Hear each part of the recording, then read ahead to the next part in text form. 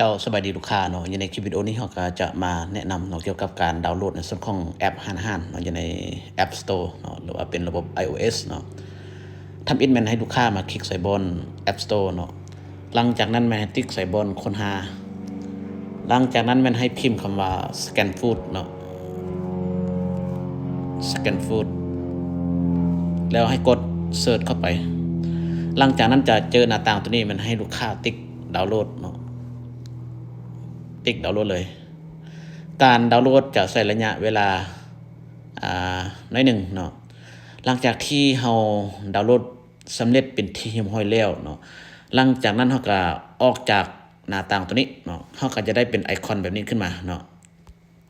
แล้ววันนี้ให้ลูกค้าเนาะติ๊กเข้าไปหลังจากที่ลูกค้าติ๊กเข้าไปแล้วให้ลูกค้าติ๊กคำว่าอนุญาตเนาะบางทีเวลาที่ลูกค้าโหลดไปแล้วมันจะเป็นภาษาไทยเนาะบางทีมันอาจจะบ่เซ็ตค่าในเรื่องของโซนได้เนาะก็คือให้ลูกค้ามาติ๊กใส่บนทุ่งตัวนี้นี่เนาะหลังจากนั้นแม่นให้เปลี่ยนคำว่าภาษาลาวหลังจากนั้นแม่นให้ลูกค้าติ๊กคำว่าลงทะเบียนใหม่เนาะแล้วบัดนี้ให้ลูกค้าตั้งชื่อเนาะตัวอย่างว่าชื่อของลูกค้าเนาะตัวอย่างว่าสันเพชรตัวนี้นี่จะใส่เป็นภาษาอังกฤษหรือลาวก็ได้เนาะแล้วใส่เบอร์โทรเนาะอันนี้คือตัวอย่างหลังจากนั้นแม่นให้ป้อนคำว่าอีเมลเนาะ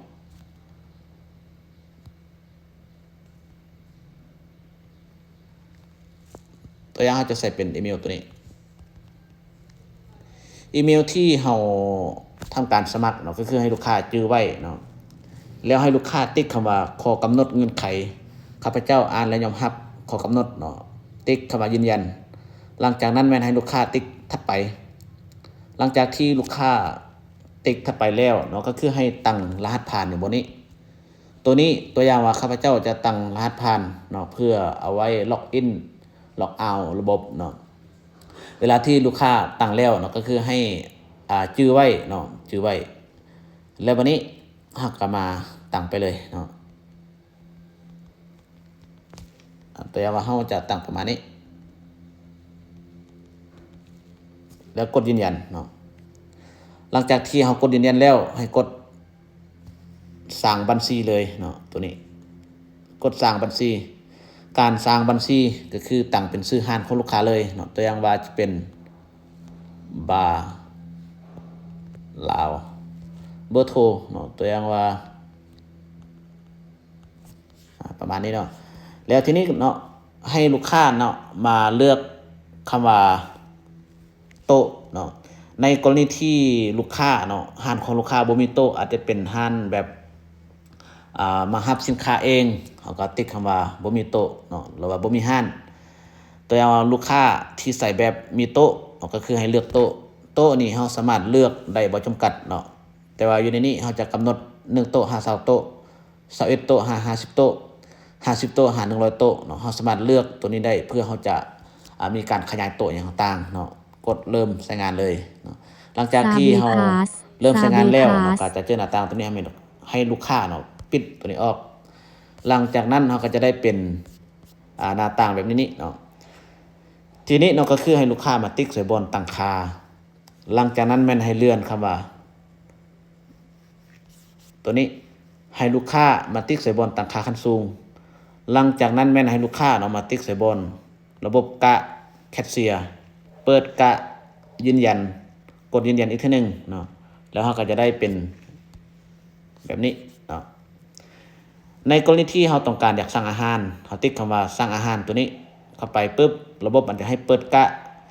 ลูกค้าเนาะก็สามารถเปิดกะได้เลยตัวอย่างว่าการนี้เราจะเปิดเงินอยู่ในดินซักกันประมาณ200,000 กีบเปิดกะ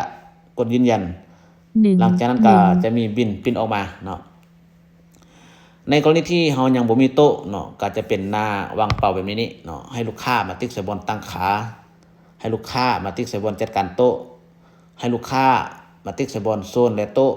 ตัวอย่างว่าลูกค้ามีเป็นโซนตัวอย่างว่าโซน A ติ๊กคำว่าโซน A จำนวนโต๊ะเรามี10โต๊ะกดยืนยันหลังจากนั้นกดยืนยันอีกทีนึงกดยืนยันอีกทีนึงตัวอย่างลูกค้ามีโซน B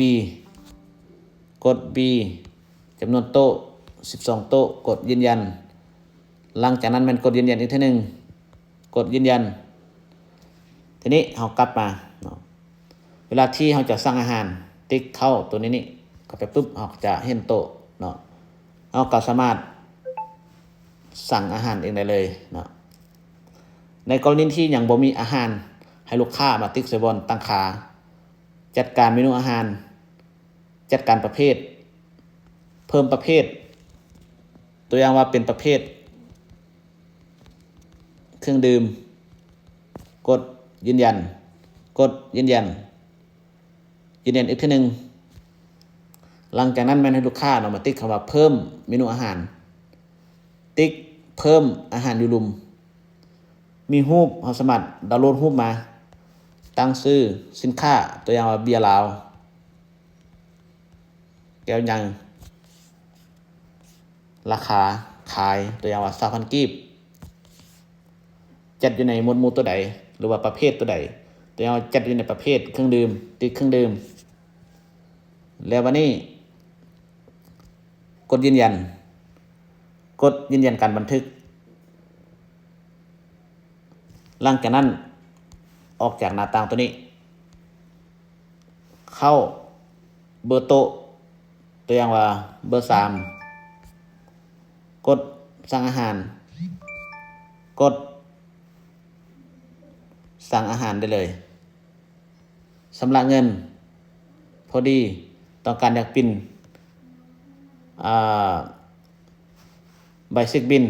สามารถปิ้นอยู่บนนี้ได้เลยกดยืนยัน